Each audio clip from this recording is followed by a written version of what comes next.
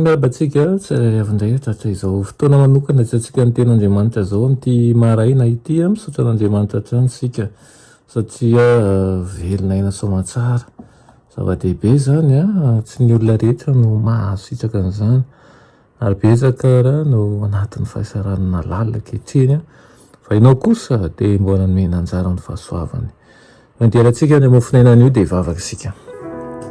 Tombaandriamanitra misaotra anao izay fa zava-tsoa lehibe ny ahafahanay miaraka aminao amin'ity maraina ity ary nohonay fa azahoanay tombony lehibe zany mety izany moka zava-tsoa aminay zanakao aminaran'i Jesosy amen.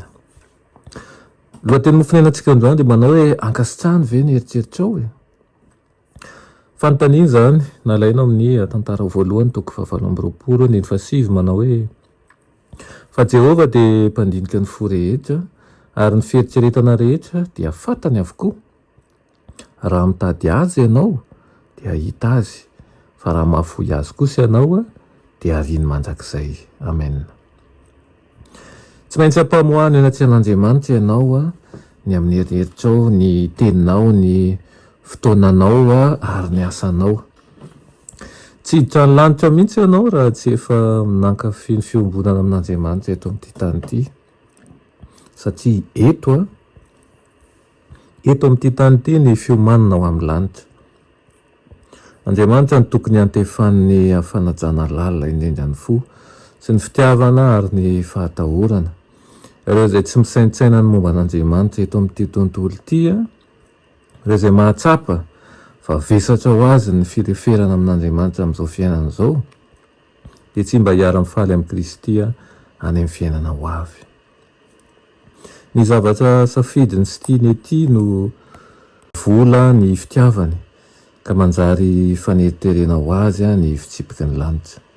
Aoka ny fanahinao eo ambany fifezan'Andriamanitra. Ilay namorona ny olona izay nandoa vidiny lehibe ho fanavotana azy dia afa-baraka mafy rehefa mifidy fiainana ambany, mifidy feno fitiavan-tena sy zava-poana ny olona izay rehetra afa-po amin'ny fialana amin'ny fahalalana izay mahatonga azy ho endry mba azahoany famonjena an'izao fiainana izao sy amin'ny ho avy dia mamerina ny fanahany amin'ny rano maserasiry. Nefa i Jesosy Kristy manasa azy manao hoe raha misy olona mangetaheta aoka izy anatonay ka hisotro. Aoka amin'ny fanahinao feno fisaintsainana momba an'ireo fahamarinana be voninahitra hita amin'ny tenin'Andriamanitra dia tsy haniry fatratra intsony an'izay tsy hanananao intsony ianao. Ho tsinotsinona aminao izy amin'izay ny eritreritra tsy misy lanjany fa hiezaka mandrakariva ianao hanatratra ny fenitra avo indrindra amin'ny fahamasinana sy ny fahamarinana sy aseho an'ny filazantsara. Tanjona ambony kokoa amin'ny fiainana ara-panahy no hokatsahantsika raha lasy anampahavisany. Miresaha amin'Andriamanitra amin'ny alalan'ny teniny ary izao ihany koa amin'ny fandiniana ny tanjona ambony napetraka izay ho tratrarinao no ahatonga anao hisanjatra ho amin'ny rifim-piainana madio sy masina eo amin'ny fanatrehan'Andriamanitra. Rehefa mitoetra eo amin'ny tongots'i Kristy tokoa mankotsika dia izy fahazavana mamirapiratra avy ao amintsika ao izay hitaratra eo amin'izay rehetra mifandray amintsika. Dia ho tanteraka amintsika ny fanirian'ny Tompo amin'ny fiainantsika dia ny ahafahantsika mitondra ny fahazavana any amin'ny hafa amin'ny alalan'ny fomba fiainantsika, amin'ny alalan'ny fifaneraserantsika izay avy amin'Andriamanitra ho amin'ny olona ihany koa. Ka olon'ny fiadanana ny isika, olon'ny fifaliana, olon'ny fankahirezana, tsy hoe olona osaosa fa olona mahony tena satria tsy nomen'Andriamanitra fanahosa tokoa isika. Amen. Vavaka isika.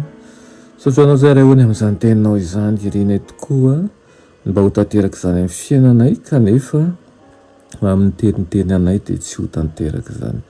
Mangataka amin'ny fanahinao masina izahay hankaheranay sy hanome izay fitaovana rehetra hahatonga anay ho amin'izay fetra tianao hahatongavanay.